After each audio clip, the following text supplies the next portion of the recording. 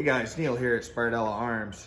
I wanted to talk today about magwells and what they're for, different types, and why you might want to consider getting one on your 1911 build. So basically, back in the day, early 1911s, they didn't even put a chamfer on the bottom of the magwell, on the bottom of your grip. It wasn't part of the design, you know. It just had sharp 90-degree corners for inserting your magazine into the gun. The problem with that, obviously, is it's very easy to, if you're trying to reload the gun in a stressful situation or with some sort of speed, it's very easy to slightly miss the magwell with your new magazine and, you know, get it stuck on the feed lips, or, you know, the magazine doesn't quite go in.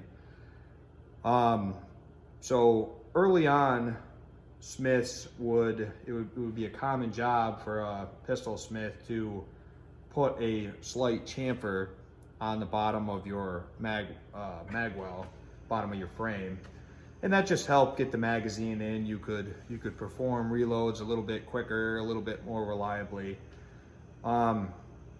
Then people came up with different styles of extended magwells. You typically have two-piece magwell where it would screw or pin to the mainspring housing in order to hold your extended magwell in place. And the extended magwells took the chamfer concept and just basically made it so the magwell was a big funnel for your magazine. So, you know, a lot of that was driven by like the competition crowd who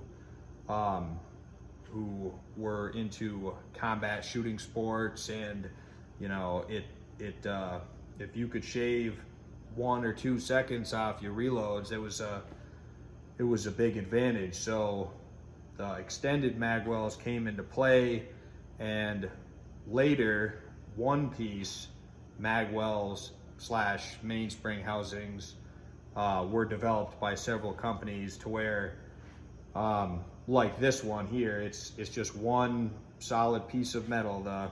The magwell is integrated into the mainspring housing, and it's really the best design because there's nothing to break or loosen up. You know, it's just a big old chunk of steel that's securely pinned to your frame. So that's the type of magwells that I install here at Sbardella Arms. Basically what I'm doing right now is I am blending the magwell to the frame.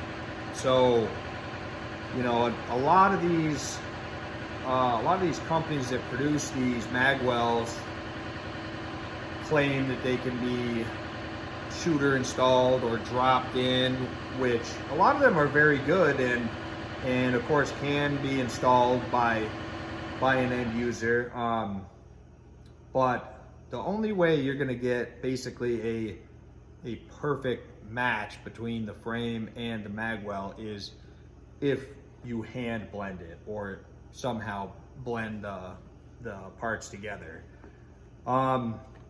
And there's a couple reasons why you want to do that. And for the first reason being to make sure that there's no hard edges between the magwell and your frame, where, again, the magazine lips can get caught or snag as you're trying to insert that magazine. You really do want it to be a perfect funnel, just a smooth transition. And basically, if you're performing a reload, there's nowhere for that magazine to go except into the frame. So that is the number one reason why you would want to blend your magwell to frame. And of course, the other reason is, again, aesthetics. You know, once, just like blending any other part of the gun, the slide to frame, the frame to grip safety areas, it just looks nice when, you know, you compare a gun that has been blended versus, say, a production gun where parts are simply installed.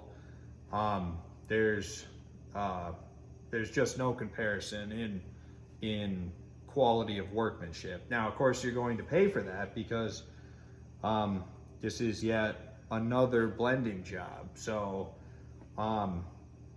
you know, when you're speccing out a custom gun and you want that magwell option, and you're thinking to yourself that, you know, that price seems a little high for just installing a different part. Well, for one thing, these high quality one-piece magwells are quite expensive.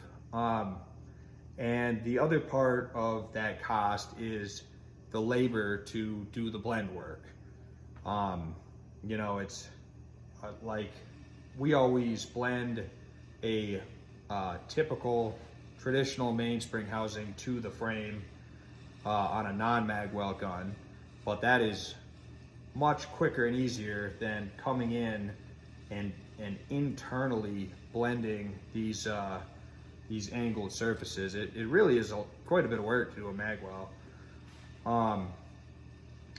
But you know, why might you consider this? Well, I would say if you're into any sort of competition shooting, or if this is more of a range type gun, where, you know, reloads speed is quite important to you, I would consider it. I got a lot of guys that get them on more carry type guns that they're planning on carrying a lot as well. You just have to be okay with that extra, you know, bit of metal sticking out of the gun. It just depends on your build and your carry methods as to how comfortable that's going to be for you. So a lot of guys that want more of a carry gun typically don't want the magwell and might even want a shorter gun like a Commander or even a CCO, which has even a shorter grip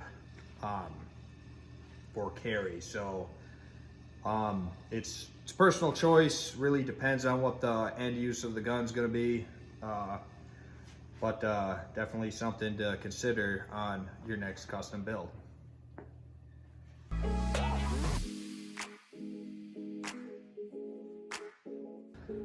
They really didn't even consider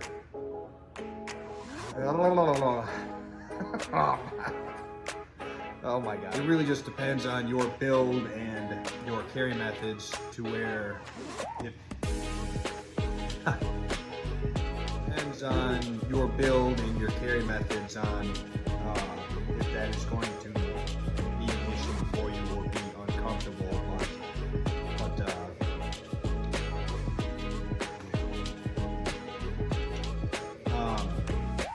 On the bottom of the frame where the magwell is, to help you guide the I don't know. Oh, I'm saying too many things. Oh my god.